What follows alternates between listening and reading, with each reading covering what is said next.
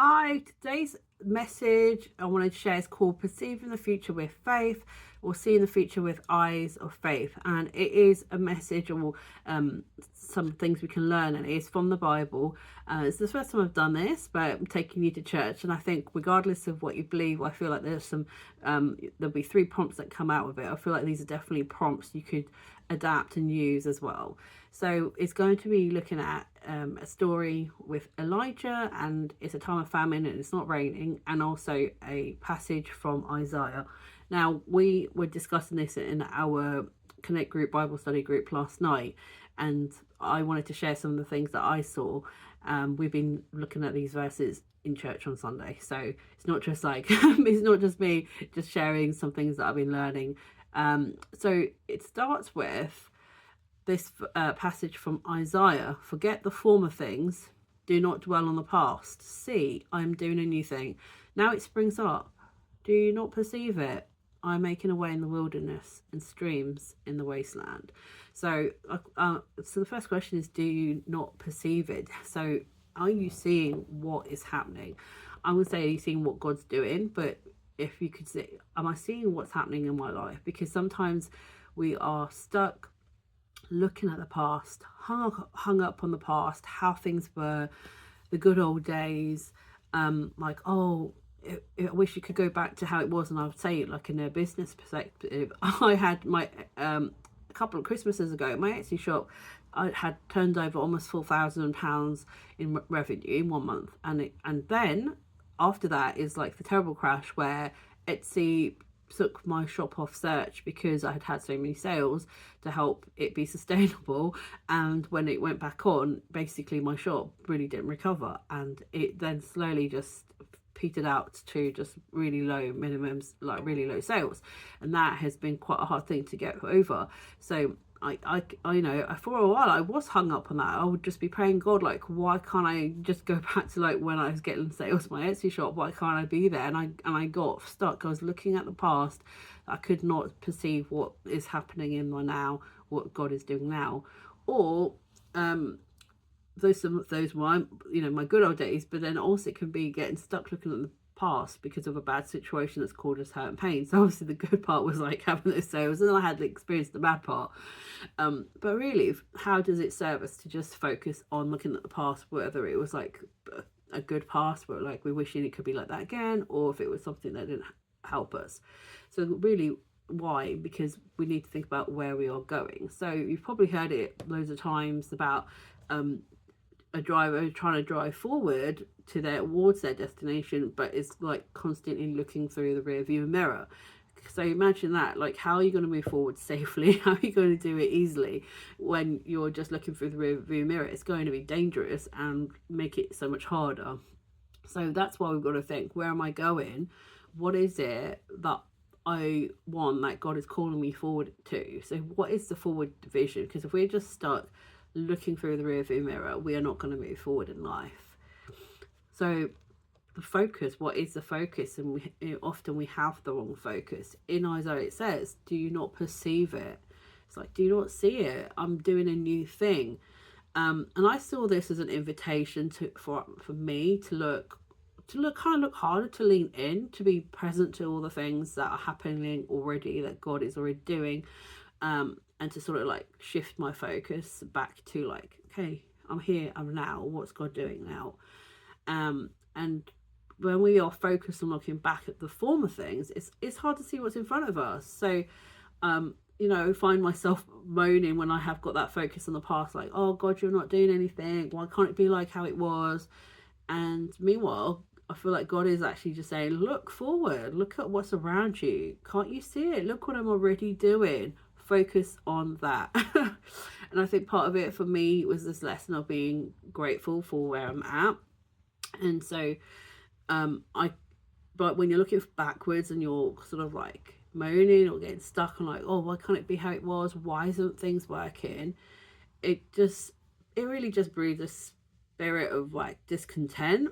And what's, you know, that's never a good place to be when we're feeling like discontented and like angry, entitled, however you want to phrase it. So something that I had been learning recently was really just to bring back my focus on like gratitude, grateful. Where am I now? What can I be grateful for where I'm at now? So that's been a big lesson. So where are you grateful? What, you know, what are you grateful for that you're experiencing now, for where you're at now? And as we focus on that more, we are going to feel better. It's going to like shift our focus, shift our heart. So if our heart's in that kind of entitled place, bitter place, it's going to shift our heart back into gratitude, back into thanksgiving. And obviously those are positive emotions which are good for our body, physically, spiritually, mentally, all of the things. And if you have been like me, kind of like grumbling and, you know, like those Israelites in the wilderness, like, hey, we were slaves, but at least we had like nice food. I mean, yeah, I do like my food.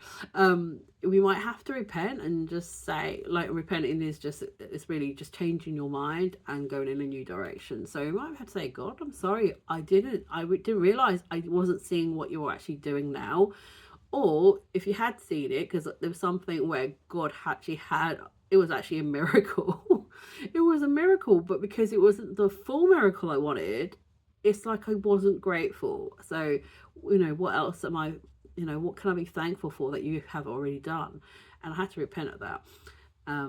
Yeah, and that I have been feeling lighter since, and just feel like I can move back forward and feeling closer to God.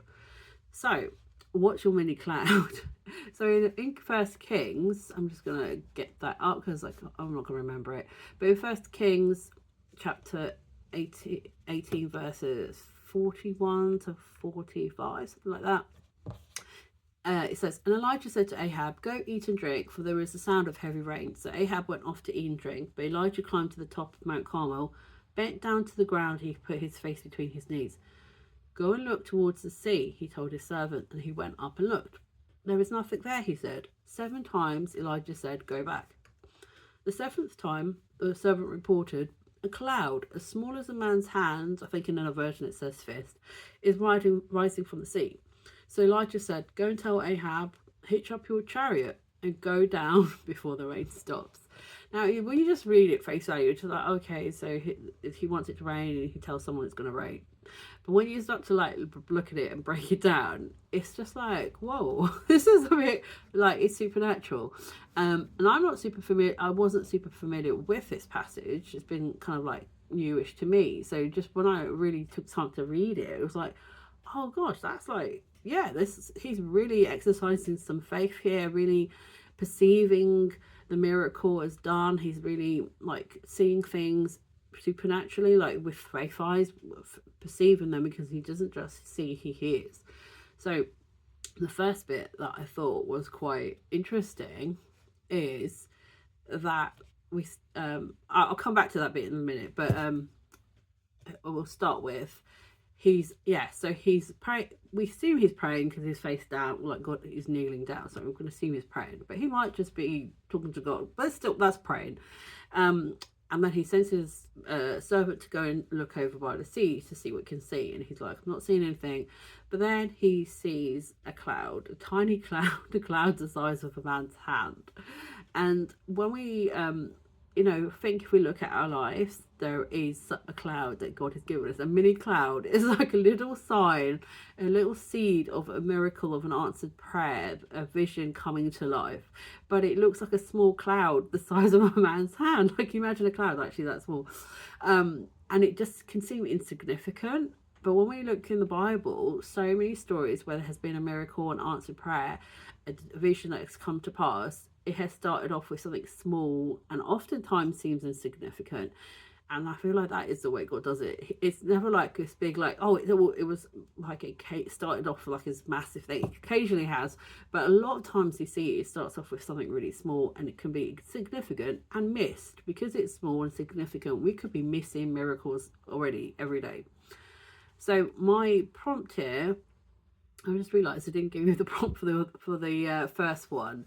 I'll just give you the prompt for the previous section, and it was, where, something tap into my screen. Where have I been given, oh sorry, the first prompt, where am I missing the new thing because I'm stuck looking to my past? So sorry, it's a bit disjointed, but that's the first prompt. And then I'll just read it again. Where am I missing the new thing because I'm stuck looking to my past? And then I'll come back to where we were. So Elijah, he's sending his servant out to look, and he's seen a cloud the size of a man's hand or fist. So the second prompt is, where have I been given a cloud the size of a fist, or a mini cloud?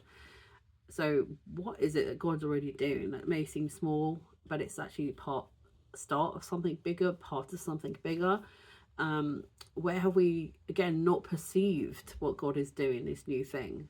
Because it can seem so small and insignificant. And when you think of things like some of the miracles, when the water was turned into the wine, the feeding of the 5,000, that started with a small boy's lunch. Feeding 5,000 people started with like a tiny little bit of food, fish, a little bit of bread and fish. The miracle with the wine started out with jugs of water. So look at your life and note the small cloud that God has already given you, and journal on that, and just take some time to ask and pray. If you're like, God, you're not doing anything, I'm seeing nothing, then you might have to ask and pray for him to give you I guess that vision to see. And also again, where we take our focus off like the past, or wanting it to be something bigger, or to be in its complete form, there might be just like a part of that answered prayer. So that was the same with me with that miracle. It was like not the full answered miracle, so I was a bit like, oh, and then I just dismissed that he had actually done a miracle, and actually wasn't small. I'll tell you what it is actually. It's I have had a condition similar to ankylosing spondylitis for a decade, and you could see it on the MRI when I got that diagnosis about 12 years ago. And I went for an MRI because I still have aches and pains. So I went for the MRI and they said it was gone. So I was just like, but I was kind of told this is forever, this is for life, this doesn't disappear. So I was so baffled because I still have aches and pains. So I was like initially just like, whoa, this is a miracle. But then my brain went straight to, and that's our brain, like focusing on the negative bits. It went back to like, okay, but if I'm healed, there's no, it says, it shows that I had it, because it actually shows that I had that. The inflammation is now gone, but it shows that I did have it. So it wasn't like it's not there and then the previous doctors got it wrong. But then I was like, because I still feel these aches and pains, then I was just like, oh, but well, where's my miracle God? I thought like I wanted to get healed, and I believed, and I've been like, seeing it and praying for it and thinking about what life is like when I have that full healing. So I just went to like, oh, I'm not fully healed. So, and then I just like almost like forgot that he'd done that. And when I look at it, that's a big miracle. So I'm still walking out my journey of full healing. I really do believe for myself, full healing, and not having these aches and pains. So anyway, that is an example, a real life example. Yeah, so the prompt again, where have I been given a cloud the size of a man's hand? So that was my cloud, that was my small cloud. And I do believe, as I'm grateful for that, as I believe that it's fully done, and as I walk that out, and that again, I'm having to go to God, okay, what does it look like for me to have that healing, to live as a healed person? And that is things I'm believing he's showing me bit by bit. So next bit, how do we respond to the cloud? So when we go back to Elijah, he took that small sign as evidence that God had made it rain. So he perceived that miracle as being done, and he's acting accordingly now. And again, if it was me, I would just be like, okay, God, where's the rain? You're not doing anything. Like, oh, okay, I want rain, you give me a little bit of cloud, that's great, but that's not quite it. And that's, it's really quite a human reaction. And that was me with that, with my own personal healing, where it's like, okay, yeah, I'm really glad that their eyes clear, but okay, where's the rest of my miracle? And become ungrateful and entitled to me in the meanwhile with that. But Elijah did something different. So he had this faith from the beginning, because when we go back to the start of it, we read that he said, to Ahab, go eat and drink, for there is a sound of heavy rain. So this is where I talked about perceiving, because he heard the sound. So it's like those five senses. He's heard rain. I believe that it is supernatural, because right now it's not raining. He hasn't seen a cloud, so the sky is clear. So it seems really unlikely that he's actually hearing the sound of heavy rain. It feels like, for me, or it seems like, he has heard this rain by faith supernaturally. So from the beginning, he's perceived this answered prayer by seeing and hearing, sensing with his faith eyes and ears, and his, I don't know, perception, however you want to call that. And then how he acts as if the prayer has been answered. So he has heard, he's saying, I heard the sound of heavy rain. And then he acts, he tells hey, I'll go rest, because, I can hear the rain. Right now it's like clear blue skies, no clouds. And then again, he does it later on at the end of that, near to the end of the passage, where he says, Elijah, he tells his servant, go and tell Ahab to hitch up his chariot and go down before the rain stops you. So again, right now, all he's seen is a cloud that's really small. And he's like, yeah, you better leave now, because it's going to rain, because it's raining, or because the rain's coming. And I just when I try and picture that, I just sort of like laugh. I'm just like, I would actually be too scared to I think Ahab's the king. I need to check that, but I think he's the king. But he's someone important, and to tell someone important, like, oh, you better leave now before it gets swamped, because it's going to rain. And right now it's blue skies. It's a bit like Noah when he's building the ark, and it's like completely dry, and it's not been raining. It's not rained. But yeah, he acted in accordance with his belief of that being an answered prayer. So he believed it.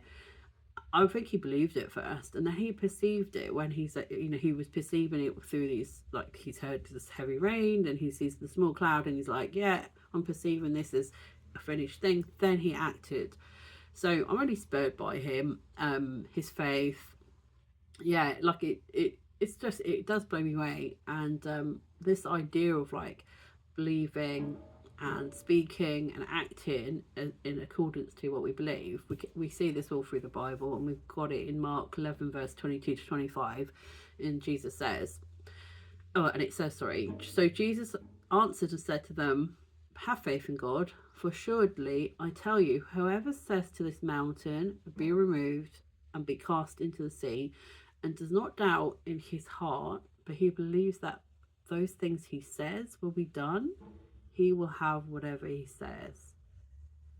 And like that verse, just my mind actually struggles to get around that verse. Like when I hear it growing up, it's just like, I don't know what I thought it went. I'll just pray.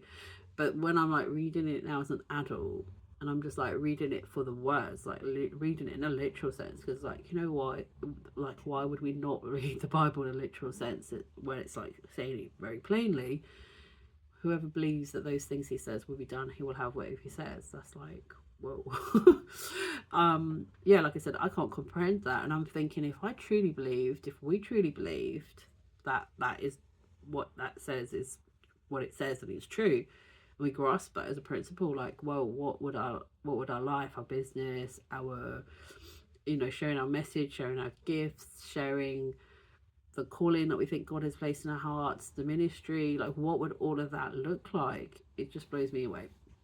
Anyway, so our final prompt is, what actions do I take next if I am acting in belief that the cloud will become rain? So it's that small cloud, he believed it was going to be rain, and he spoke and he acted as if it was going to be rain, and then it does actually rain. As servants going, then it rains. And again, we've just seen like these small signs become a full-blown answer to prayer. So if we believe that, we've noticing, okay, there's these things happening, God's done this, God's done that, we believe that this would become a full-blown answer to our prayer, or we believe that the vision was going to come to pass, we see, feel, or sense, perceive a small part of it, how would it change what we're doing? How would we act? What would we start doing? What would we stop doing? What moves would we make? How would it affect how you think and how you feel? Because if you're like, I actually truly believe like this small bit that God has given me is going to become the full thing, there'd be more sense of peace, ease, knowing that it's done, trust, and just thinking about how it would feel in life to operate that way. So I hope those that little thing has been helpful to you, and those 3 journal prompts. You can, if you're on the blog, you can get them. Let me just get you the code, the bit.ly link, because you can go and get there's a free printable where you can journal that out, and the link is bit.ly/faith eyes, so like eyes as in to see. So I hope that is like really helpful to you, that's a blessing to you. Let me know what you think, and if you and I hope that it's been helpful to you, whether you are a Christian or some other faith or no faith. I think there's some principles there that can really help us about being grateful, about seeing the good that we have, seeing what we already have, trusting that things can work out.